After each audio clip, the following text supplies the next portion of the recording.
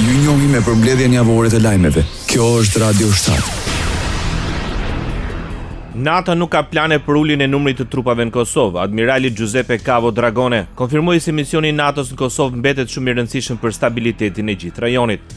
Kam ardhur këtu me gjithë komitetin ushtarak nga 32 general dhe admiral nga 32 vendet anëtare të NATO-s që ata të kenë kontakt drejt për drejt me realitetin në terren.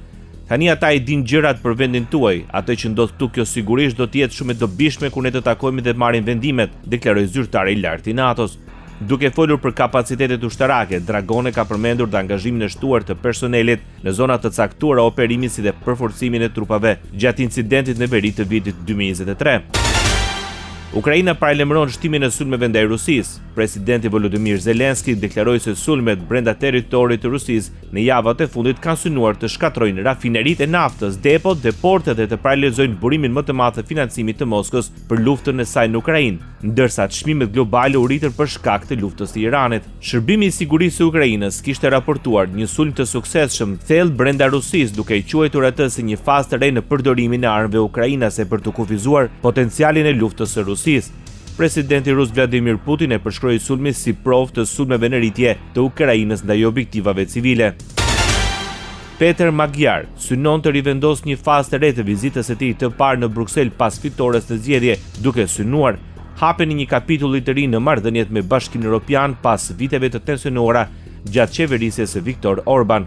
Ndryshe nga Orban, i cili shpesh përdore vizitën në Bruksel për të sfiduar Bashkimin Evropian, Magyar kërkon të nisë një epokë bashkëpunimi që të mund të çojë në zhbllokimin e miliarda eurove fonde për Budapestin. Brukseli kërkon gjithashtu një qasje të re nga Hungaria ndaj Ukrainës për fshirë zhbllokimin e fondeve për armatimin e Kievit dhe heqjen e vetos që pengon avancimin e Ukrainës drejt antarësimit në Union.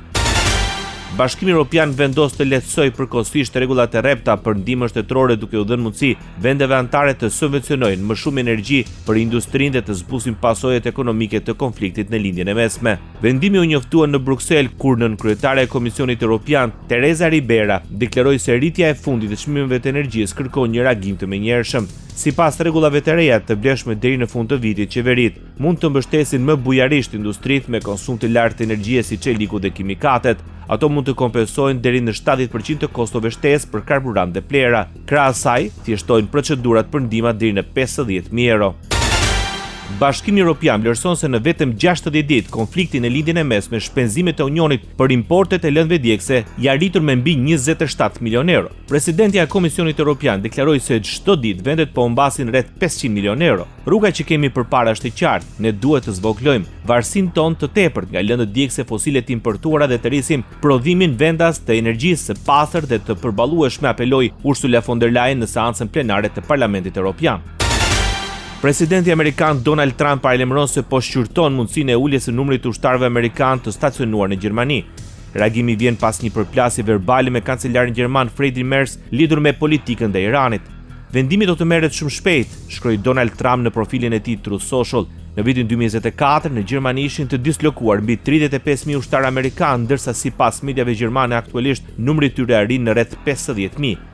Deklarata vjen një ditë pasi Donald Trump kritikoi kancelarin Friedrich Merz duke akuzuar se nuk di çfarë flet për Iranin, pasi ky i fundit kishte vlerësuar se Washingtoni nuk ka një strategji të qartë dhe se Teherani po i poshtëron Shtetet e Bashkuara të Amerikës.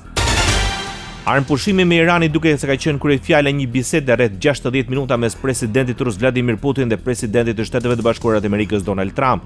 Vladimir Putin beson se vendimi i Donald Trump për të zgjatur armëpushimin me Iranin është i saktë. Kjo duhet të ofrojë një mundësi për negociata dhe në përgjithësi të ndihmojë në stabilizimin e situatës, deklaroi zëdhënësi i Kremlinit Yuri Ushakov. Në të njëjtin bisedë, Putin propozoi një armëpushim të përkohshëm me Ukrainën gjatë festimeve të 9 majit që shënon për vjetorin e mbarimit të luftës së dytë botërore. Sipas Kremlinit, Trump reagoi pozitivisht ndaj këtij propozimi. Ushakov shtoi se Trump beson se një marrëveshje për zgjidhjen e konfliktit në Ukrainë është e afërt. Presidenti amerikan Donald Trump paralajmëron sulme masive të SBA-s dhe Izraelit në Iran drejt vendeve ushtarake, qeveritare dhe infrastrukturës.